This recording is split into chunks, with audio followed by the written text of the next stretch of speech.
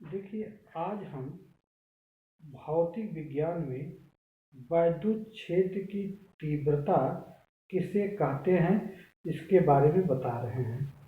देखिए, वैद्युत क्षेत्र की तीव्रता होता क्या है। वैद्युत क्षेत्र में किसी बिंदु पर रखे परीक्षण आवेश पर लगने वाला बल, हमने क्या कहा, वैद्युत क्षेत्र। जैसे मान लो कहीं किसी चालक तार में अगर वैद्युत धारा बहती है तो उसके चारों ओर एक वैद्युत क्षेत्र उत्पन्न हो जाता है। तो वैद्युत क्षेत्र में किसी बिंदु पर रखे परीक्षण आवेश पर लगने वाला बल तथा परीक्षण आवेश के मान की निष्पत्ति को उस बिंदु पर वैद्युत क्षेत्र की तीव्रता कहते हैं। क्या कहते हैं? वैद्युत क्षेत्र की तीव्रता कहते हैं। देखिए, एक बार दोबारा पढ़ेंगे। वैद्युत क्षेत्र में किसी बिंदु पर रखे परीक्षण आवेश पर लगने वाले बल तथा परीक्षण आवेश के मान की निष्पत्ति को उस बिंदु की वैद्युत क्षेत्र की तीव्रता कहते हैं। तो वैद्युत की क्षेत्र की तीव्रता E बराबर एफ बाई क्या होता है, Q होता है। इसके लिए फार्मूला होता है E वैद्युत क्षेत्र है, एफ आपका लगने वाला आवेश परीक्षण आवेश बल है और Q आपका जीरो क्या परीक्षण आवेश है। ये तो आपका वैद्युत क्षेत्र हो जाता है।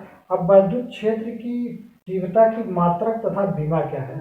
देखिए, वैद्युत क्षेत्र की तीव्रता बराबर बल बटे मतलब कूलाम आवेश होता है। तो बल का मात्रक न्यूटन इंटू बटे कूलाम हो जाएगा। तो न्यूटन बटे कूलाम होगा। या आपका देखिए बल का मात्रक ये भी होता है किलोग्राम मीटर इंटू सेकंड -2 होता है। और आवेश एम्पियर बटे क्या हो जाएगा सेकंड। ये वैद्युत क्षेत्र की क्या हो जाएगा मात्रक हो जाएगा। अब बीमा निकालने के लिए हम क्या करेंगे, देखिए ई वैद्युत क्षेत्र है, एफ बल है, क्यू कूलाम आवेश है। तो बल का मात्रक बीमा क्या होता है, एम एल टी पर -2 होता है। आवेश क्या होता है, ए इंटू टी होता है। अब देखिए, अगर हम ए इंटू टी को ऊपर ले जाएंगे तो इसके चिन्ह में परिवर्तन हो जाएगा। तो एम एल टी पर -3 और ये पर -1 वैद्युत क्षेत्र की क्या बन जाएगी बीमा। देखिए क्या नहीं होगा, एम हो जाएगा, एल हो जाएगा, टी पर -3 हो जाएगा और ये पर -1 हो जाएगा, वैद्युत क्षेत्र की बीमा हो जाएगी। अब देखिए, हम अगला स्टेप क्या ले रहे हैं, किसी बिंदु आवेश के द्वारा किसी बिंदु आवेश के कारण वैद्युत क्षेत्र की तीव्रता। तो किसी बिंदु आवेश के कारण वैद्युत क्षेत्र की क्या है तीव्रता।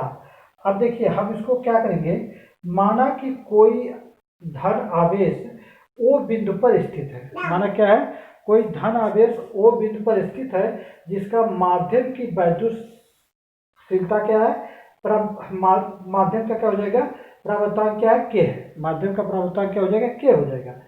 तो देखिए, ये Q प्लस आवेश या धन परीक्षण आवेश ओ बिंदु पर स्थित है जो माध्यम की वैद्युतशीलता क्या है, प्रवर्तक के है। और वह r मीटर की दूरी पर एक बिंदु P है और P बिंदु पर एक परीक्षण आवेश धन परीक्षण आवेश क्या रखा है।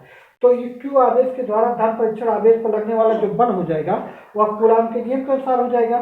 तो यह बराबर 1/4πε0 के Q इंटू की 0/r का स्क्वायर हो जाएगा। ये तो कूलाम के नियम के अनुसार हो जाएगा।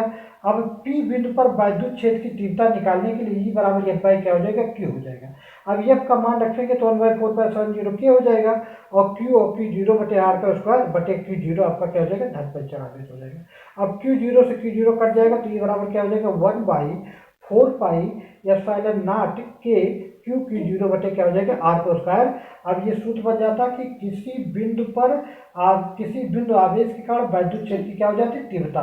तो देखिए, P बिंदु पर हमें वैद्युत क्षेत्र की तीव्रता की गणना करना था और P बिंदु पर वैद्युत क्षेत्र की तीव्रता के लिए सूत्र आपका ये आता है, E बराबर 1/4πε0 के Q0 बटे r का स्क्वायर हो जाएगा। ये तो हमारा वैद्युत क्षेत्र की तीव्रता और किसी बिंदु आवेश के कारण वैद्युत क्षेत्र की तीव्रता किसी बिंदु पर आपका ये दोनों का सूत्र हो गया।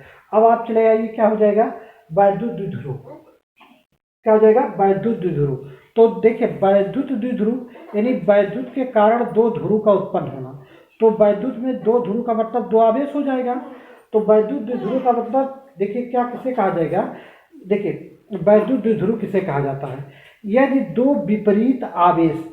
तो विपरीत आवेश माने दो ही आवेश होता है, एक धन या ऋण आवेश हो जाएगा, तो ये दोनों विपरीत आवेश हो जाएंगे। यदि दो विपरीत आवेश एक दूसरे के अल्प दूरी पर स्थित हो तो उसे हम क्या कहेंगे, वैद्युत द्विध्रुव। जैसे उदाहरण लीजिए HCl, तो H माने हाइड्रोजन, तो हाइड्रोजन पर कौन सा आवेश होता है, प्लस आवेश होता है।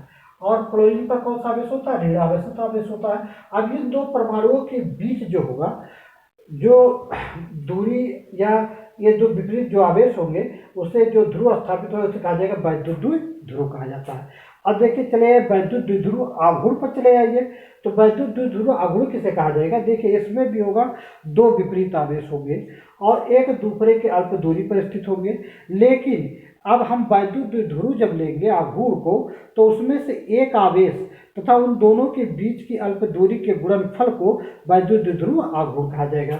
तो वैद्युत द्विध्रुव आघूर्ण किससे दर्शाया जाता है, P से। P बराबर Q इंटू क्या हो जाता है, 2L।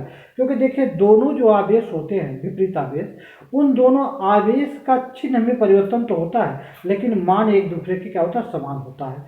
तो इसीलिए वैद्युत द्विध्रुव आघूर्ण में आपका एक आवेश लिया जाएगा और उन दोनों आवेशों के बीच की दूरी के गुणनफल को वैद्युत द्विध्रुव क्या कहेंगे, आघूर्ण कहेंगे। तो P बराबर Q इंटू 2L बराबर या 2Q इंटू L हो जाएगा। अब देखिए उदाहरण के लिए HCl लिया गया, यानी कोई दो विपरीत आवेशित वाला परमाणु आपस में तो जुड़बे करेगा, क्योंकि समान आवेशित वाला परमाणु जुड़ने का कोई अर्थ नहीं निकलता, क्योंकि दूसरे से दूर जाएंगे और विपरीत आवेशित एक दूसरे के पास आएंगे तो बंध बनेगा। तो जितने भी विपरीत आवेशित है, तो उसमें देखिए द्विध्रुव का स्थापित होना, उनके विद्युत ऋणात्मकता के अंतर होना, तब जाके वैद्युत द्विध्रुव आपका क्या होगा, स्थापित होगा। अगर ऋणात्मकता में अंतर नहीं है तो वैद्युत द्विध्रुव स्थापित नहीं होगा। अर्थात आप ये समझ लीजिए जो कार्बनिक अकार्बनिक में वैद्युत संयोजक बंध और आपका उपसहसंयोजक बंध, तो इन दोनों में अधिकांशतः वैद्युत संयोजक बंध जितने होते हैं वो सब क्या होते हैं, वैद्युत द्विध्रुव उस पर स्थापित होता है। अर्थात जब वैद्युत द्विध्रुव स्थापित होगा तो वैद्युत द्विध्रुव आघूर्ण बनेगा। तो HCl हो गया, H2 हो गया, Br अमोनिया हो जाएगा। और मेथेन आपका देखिए हाइड्रोजन और ये है, तो कार्बनिक जो यौगिक होते हैं उसमें वैद्युत द्विध्रुव आघूर्ण स्थापित नहीं होता।